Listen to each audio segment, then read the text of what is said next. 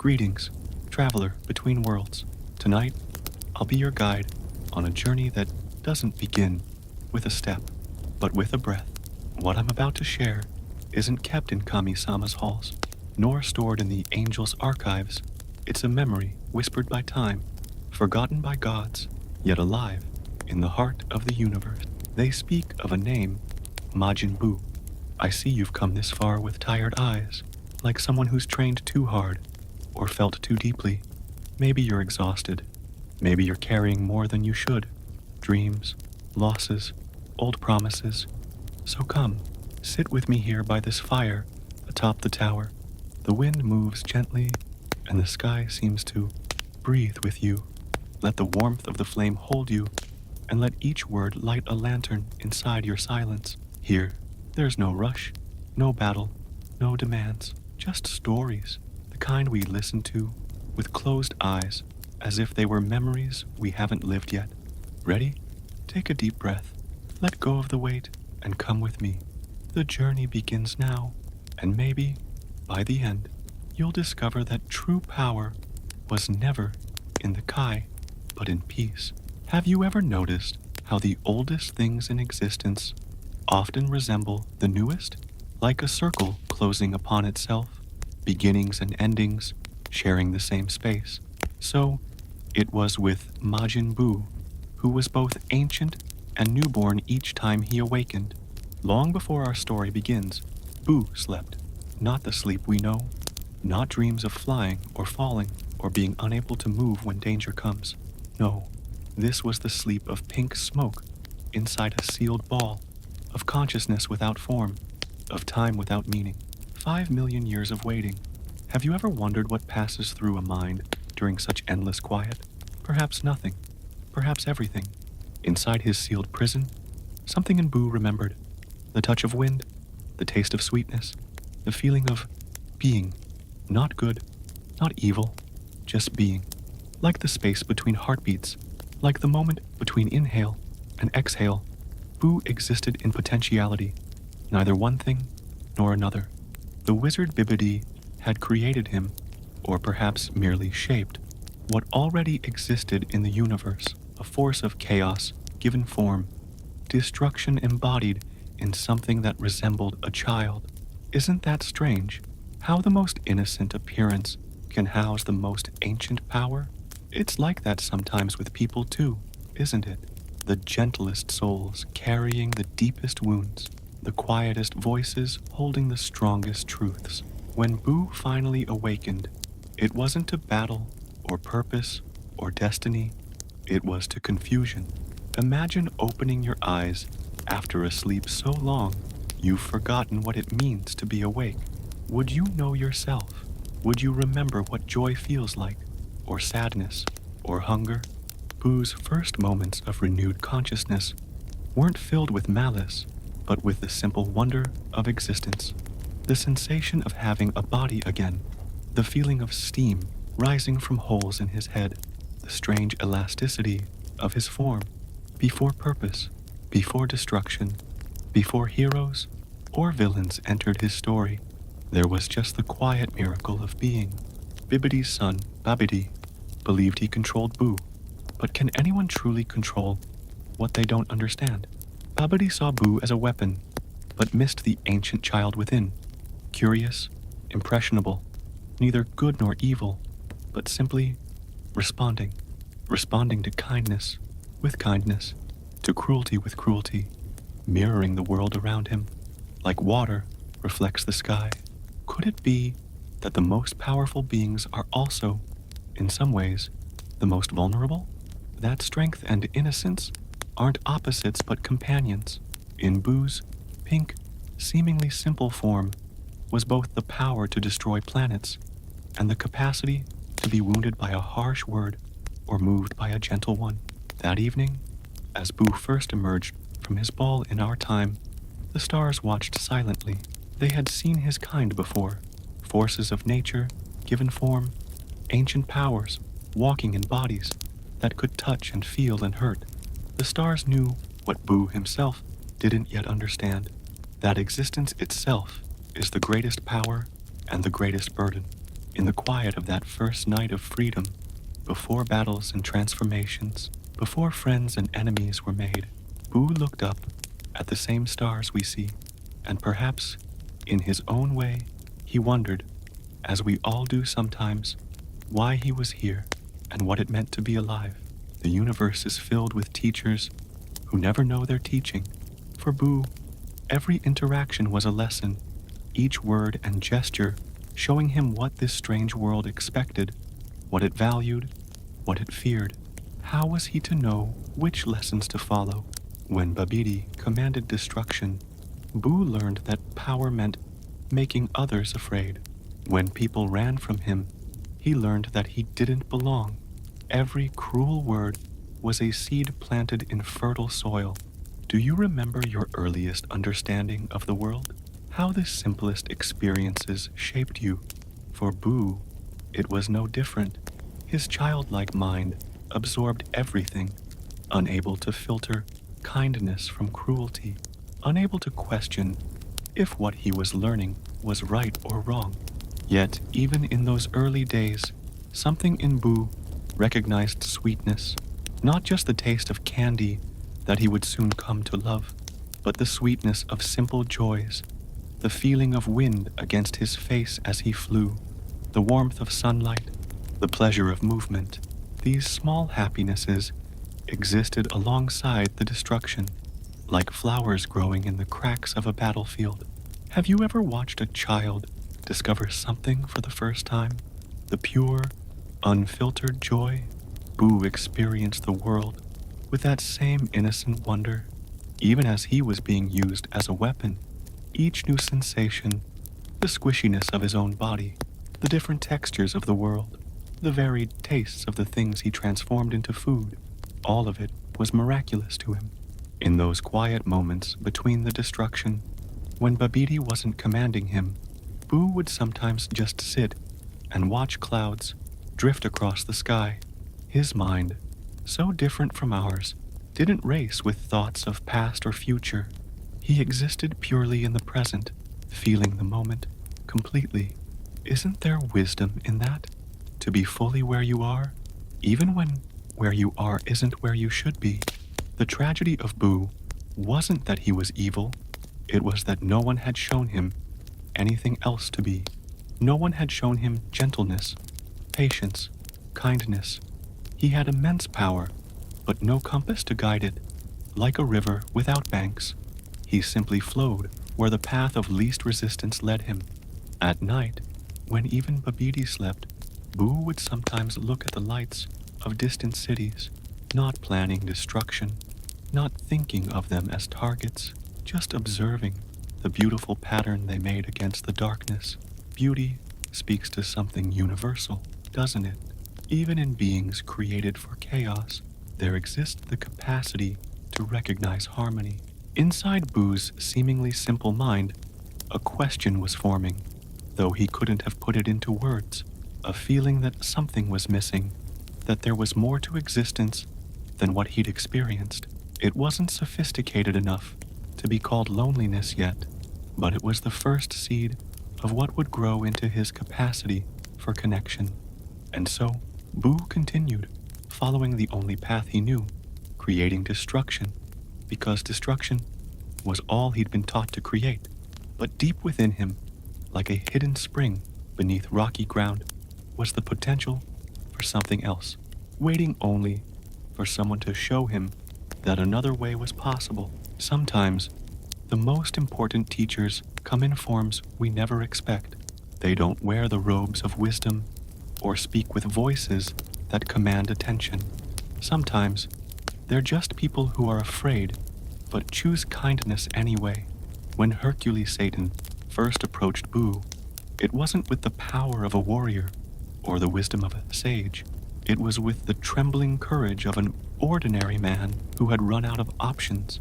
Have you ever noticed how the simplest gestures can sometimes reach places that great power cannot? How a hand extended in friendship might succeed where a fist raised in battle fails. Hercule brought Boo chocolate. Such a small thing, isn't it? Just sweetness wrapped in paper. But it was perhaps the first gift Boo had ever received. Not a command, not a demand, but an offering, something given with no expectation of return.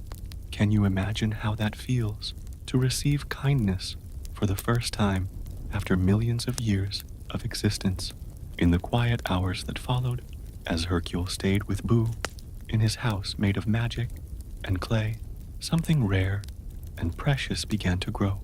Not friendship, not yet, but the soil in which friendship could take root, conversation, presence, the simple act of being with another without fear or demand. Hercule taught Boo how to play games, how to laugh not at pain, but at joy, how to pass time not in destruction, but in enjoyment. These weren't grand lessons taught with ceremony. They were small moments, shared breaths, seconds stretching into minutes, stretching into hours of simply being together. What must it have been like for Boo to discover that existence could contain such moments, that time could be filled with something other than serving or destroying, that another being could look at him and see not a monster, but a potential companion?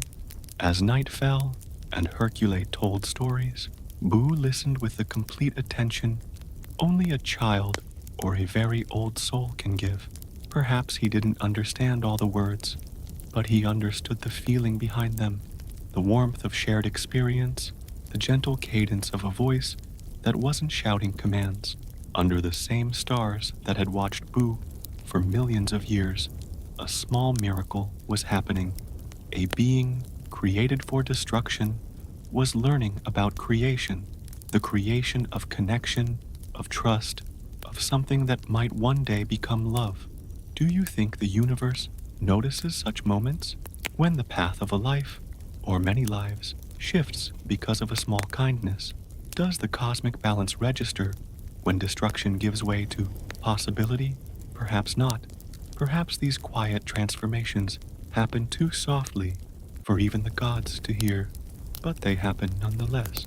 As Hercule finally fell asleep, exhausted from fear and tension, and the strange new role of friend to someone he had feared, Boo watched over him, not with the watchfulness of a predator, but with the careful attention of someone discovering something precious and fragile. In that gentle silence, with only the sound of breathing between them, Boo began to understand that there was more than one way to use his endless days, that perhaps, after all this time, he had found something worth protecting. Have you ever watched a garden grow from a single seed? How the first tender shoot seems so fragile, so unlikely to survive, yet with proper care, with sunlight and water and protection from harsh elements, it can transform into something beautiful and strong. So it was with the seed of kindness planted in Boo's heart, every laugh shared with Hercule, every game played without destruction, every moment of simple companionship. These were like raindrops nurturing that fragile seed, and like all growing things, this new understanding sometimes caused pain as it pushed against the boundaries of what had come before. Boo began to feel things he had never experienced: concern for another's well-being, sadness at the thought of causing pain, joy that came not from power, but from connection. These emotions confused him. They didn't fit with what he had been created to be, with what Babidi had told him he was. They were like new rooms in a house he thought he knew completely, doors opening to spaces he never suspected existed. One evening, as the sun painted the sky in shades of orange and purple, Boo and Hercule sat outside, watching the clouds change color. "Pretty," Boo said simply, pointing upward. Just one word, but in it was a recognition of beauty that had nothing to do with power or purpose. "Yeah, it sure is," Hercule replied, and in that moment of shared appreciation, something shifted. Could it be that true connection happens not in grand declarations, but in these small agreements, these tiny moments of seeing the same beauty, feeling the same wonder?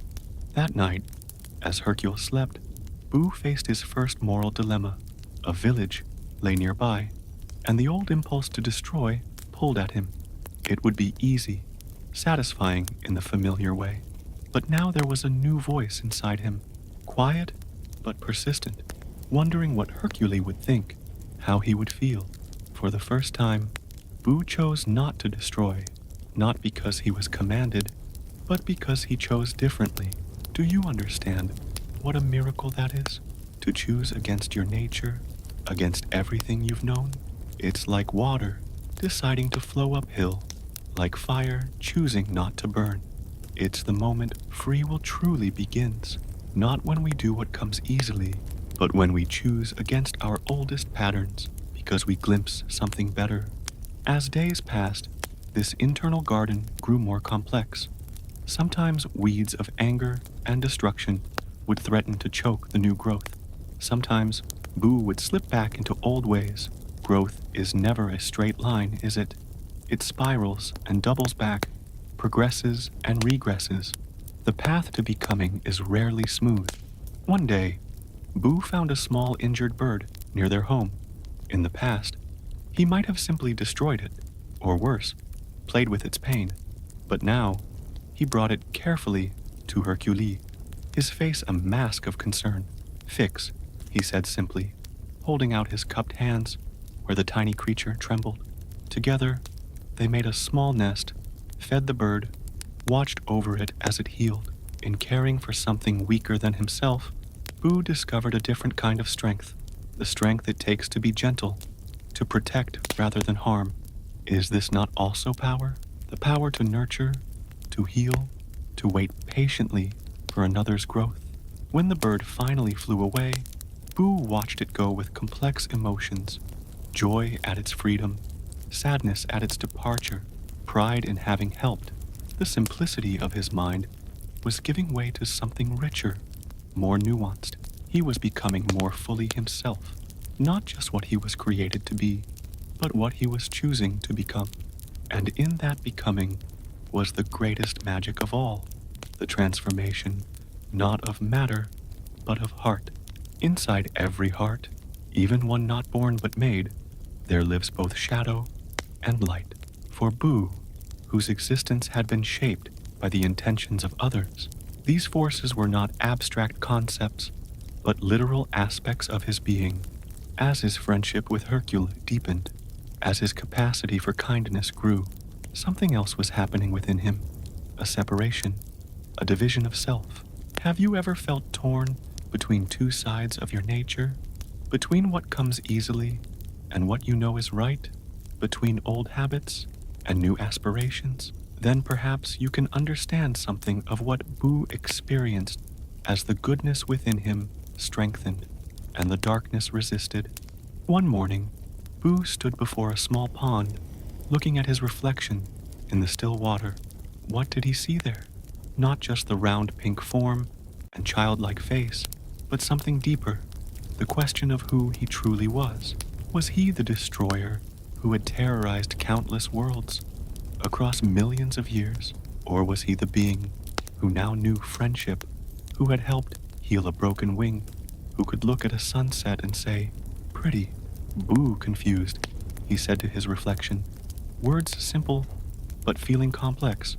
And in that moment of questioning, something physical began to happen. Steam rising, not just from the holes in his head, but from his very being, as if the internal conflict had become too great to contain in a single form. Could it be that the greatest battles are not those fought across planets and stars, but within the landscape of a single soul? That the most important victories are not over others, but over the darkest parts of ourselves? As the steam poured forth, taking shape, solidifying, Boo experienced something like pain, not physical, but deeper, the pain of division, of separation from part of himself, the darkness within him, the anger and destruction and chaos that had been his companions for so long were taking form outside him.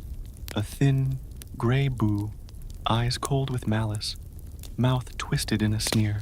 What must it feel like to look upon the worst parts of yourself made flesh, to see, externalized, all that you wish was not part of you. In that moment, Boo faced not an enemy from outside, but the enemy within, the shadow to his growing light. The battle that followed wasn't just of power against power, but of possibility against history, of becoming against being. Each blow exchanged was a statement. This is what I was. This is what I could be. This is the me shaped by others. This is the me I am choosing to shape. When the gray Boo absorbed the pink one, it seemed for a moment that darkness had won, that the fragile garden of kindness had been uprooted before it could fully flower. But inside that new combined form, the battle continued, silent now, invisible, but no less real. In the deepest places of that combined consciousness, where even Boo himself might not have been able to put it into words, a truth was emerging, that we are not defined by our darkest aspects, nor by our brightest potentials, but by the choices we make in each moment, by what we nurture and what we resist, by what we let go and what we hold onto. As Super Boo emerged from this internal struggle, more powerful but also more complex, the question remained unanswered. Which aspect would ultimately prevail? The darkness of his creation or the light of his becoming? The destroyer or the friend? Perhaps the answer lay not in final victory of one over the other, but in the ongoing choice, the daily, hourly, moment by moment decision to move toward light rather than shadow, toward connection rather than isolation, toward creation rather than destruction. In the silence of that transformation, as the world held its breath, waiting to see what would emerge, Boo himself was learning perhaps the hardest lesson of all, that true strength lies not in the absence of darkness, but in the continuous choice to seek the light. There's a rhythm to existence that few ever truly notice, a rise and fall, a giving and taking, a dance of opposites that creates the whole, like breathing in and breathing out, like the tide advancing and retreating, like night following, day following night again. Nothing remains fixed, nothing stays as it is. After the internal division, after the emergence of Super Boo, after battles that shook planets and threatened universes, came another transformation, perhaps the most significant of all, the extraction of the fat Majin Boo, the release of the original form, the pure destructive force known as Kid Boo. Have you ever wondered what it means to return to your beginning, not with the same innocence, but carrying all that has happened since? This was Kid Boo, not truly a child, but the original force, the purest expression of chaos that had existed before absorption, before division, before friendship changed everything. In this small, unassuming form was power beyond measure, but without the tempering influence of the good that had grown in him during his time with Hercule, without the complexity that comes from experiencing kindness, without the capacity for choice that had begun to develop. Kid Boo didn't speak, didn't reason, didn't calculate or plan. He simply was, a force of nature, like a hurricane or an earthquake, existing beyond concepts of good or evil. His laughter wasn't joy, but the sound of chaos delighting in itself, in its freedom to be exactly what it was created to be. As he destroyed worlds with the casual ease of a child kicking over sand castles, something essential was being revealed. That creation and destruction are not opposites, but partners in the cosmic dance. That what is made must eventually unmake. That what rises must eventually fall. That every beginning contains its ending. Is there wisdom in accepting this rhythm, in knowing that nothing lasts forever? Not planets, not people, not pain, not joy. Perhaps true peace comes not from trying to make things permanent, but from dancing with their impermanence, from loving what exists precisely because it will not always exist. When Kid Boo turned his attention to Earth, It wasn't personal. It wasn't revenge or hatred or any human emotion driving him. It was simply the nature of chaos to challenge order, the nature of destruction to test creation. Like water flowing downhill, he followed the path of his essence. And yet, even in this purest form, something remained of what had grown during his time of friendship. Not conscience, not memory, in the way we understand it, but something more fundamental, a pattern, a possibility, a whisper of what could be rather than what was. This whisper wasn't enough to stop the destruction, wasn't enough to overcome millions of years of purpose and programming, but it was enough to create the smallest opening, the tiniest possibility that something new could emerge from this most ancient of forces. As the final battle approached, as warriors gathered their strength and gods prepared their most powerful techniques, Kid Buu watched with eyes that saw everything and understood nothing, or perhaps understood everything in a way beyond understanding. The perfect recognition that all things end, that all forms change, that destruction is not an evil, but a necessity, a clearing away to make room for what comes next. In the silence before that final confrontation, as planets trembled and stars seemed to hold their breath, Kid Buu existed in perfect harmony with his nature, and in that harmony was a strange kind of peace, the peace of being exactly what you are, without division, without question, without the burden of choice, a peace that was about to be challenged by the most powerful force in the universe, not energy, not strength, not divine intervention, but the simple, world-changing power of a wish made with love. The ancients knew something we often forget, that endings are rarely final, that the end of one story is the beginning of another, that circles close only to open again elsewhere. So, it was with Buu. The final battle wasn't truly an ending, but a transition, a changing of form, a continuation of the dance in a different key.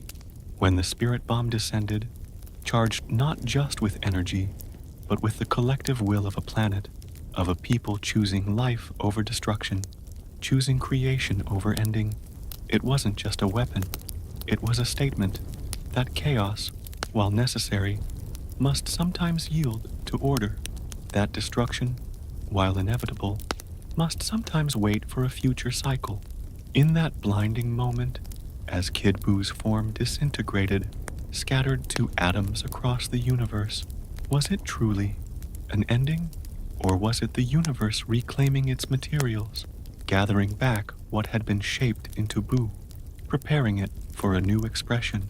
Have you noticed how the most important moments often happen in absolute silence? No dramatic music, no thundering pronouncement, just a breath, a space between heartbeats where everything changes. So, it was as Buu's essence dissolved back into the cosmic fabric. But circles do not end. They continue, curving back toward new beginnings.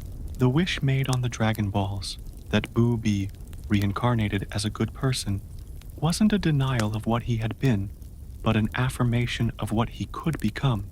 Not an erasing of the past, but a door opened to a different future. Years passed. The universe breathed in and out. Stars were born and died. And in a small village, to humble parents, a child was born, dark-skinned, mohawked, with no memory of planets destroyed, or friends made, or battles fought. No consciousness of having once been the most feared being in existence. Just a boy named Oob, with a strength he didn't understand, and a gentleness that came naturally. Is this not the greatest transformation of all? Not a changing of form or power, but a chance to begin again, to write a new story on a clean page, carrying forward not memories, but possibilities? When Goku found this boy, recognized in him the essence of an old enemy, what did he see? Not a threat to be eliminated, but a potential to be nurtured. Not the shadow of what had been, but the promise of what could be. In this recognition was the deepest wisdom, that no one is only their past, that everyone deserves the chance to become something new. The training that began between them wasn't just about techniques or power. It was about guidance, about showing a path, about offering the kind of mentorship that Boo, in his original form, had never received. It was Goku saying, in effect, you are not defined by where you came from, but by where you choose to go. In those early days of training, as Oob struggled to understand his own strength, there were moments, brief flashes, gone almost before they registered, where something ancient seemed to look out through his eyes, not memory, not consciousness, but something deeper, the echo of a pattern that had existed for millions of years, now finding new expression. These moments didn't frighten Oob because he didn't recognize them for what they were. They were just feelings, a sudden, inexplicable joy at the taste of candy, a strange familiarity with certain movements that should have been foreign, a dream of pink clouds that felt like looking in a mirror.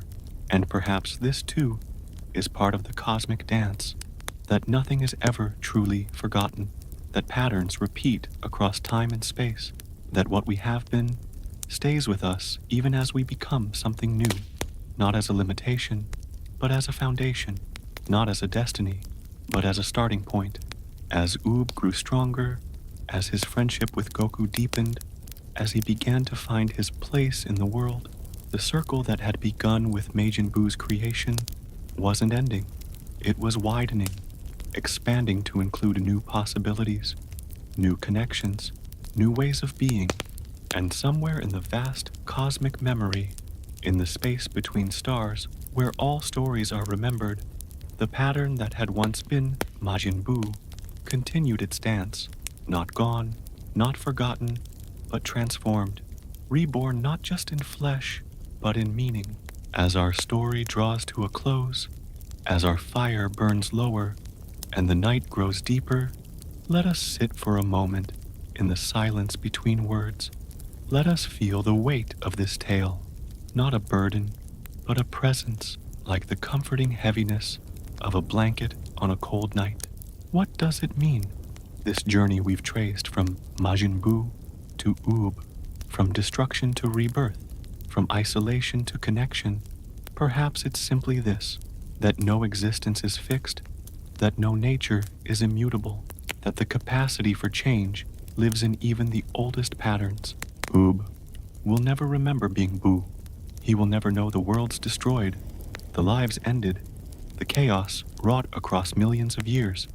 But something in him, something beyond memory, beyond conscious thought, carries forward the lessons learned in that other existence, the value of friendship discovered with Hercule, the joy of kindness, the strength found in gentleness. Isn't there hope in that, in the idea that even after the greatest mistakes, the most terrible actions, renewal is possible, not through forgetting or denying what was, but through transformation, through becoming something new while honoring the journey that led here.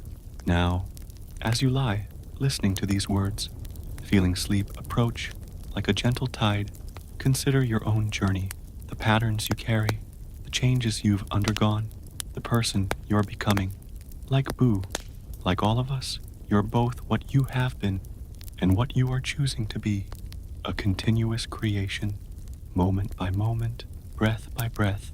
The true power of the Dragon Ball world was never really in the tremendous energies wielded by its warriors. It was in these quieter magics, the transformation of enemies into friends, the growth from selfishness toward compassion, the continuous choice to protect rather than destroy. These are powers available not just to beings like Boo, but to each of us in our ordinary lives, our everyday moments. As Oob continues his training, as he grows into his strength and discovers his purpose, he walks a path illuminated by choices made in another existence. He benefits from the garden planted in a heart that no longer exists as it was, but whose fruits continue to nourish a new life.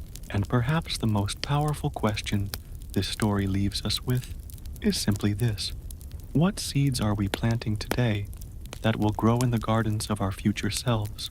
What choices are we making now that will illuminate the paths we walk tomorrow?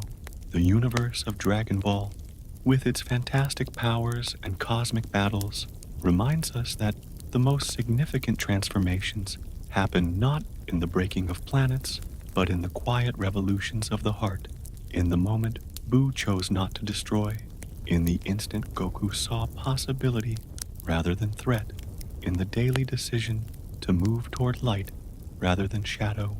As sleep approaches now, as your breathing slows and your thoughts begin to drift, carry with you this gentle truth that, like Buu, like Oob, like all beings across all worlds, you contain both what you have been and what you might become. Your story is not fixed, but flowing, not ended, but unfolding. And in that unfolding is the greatest adventure of all, the continuous discovery of who you are and who you might be, the endless opportunity to choose again, to begin again, to transform, not through forgetting your past, but through growing beyond it. Rest now, traveler between worlds. Let these words settle like gentle snow, covering the busy thoughts of the day. Tomorrow is another beginning, another chance to continue your own remarkable journey, your own dance of becoming. And remember, as you drift into dreams, that true power was never in the Kai, but in peace, in connection, in the quiet miracle of growth that happens not in blinding flashes of light, but in the gentle, persistent reaching toward what we might become. Sleep well. The story continues.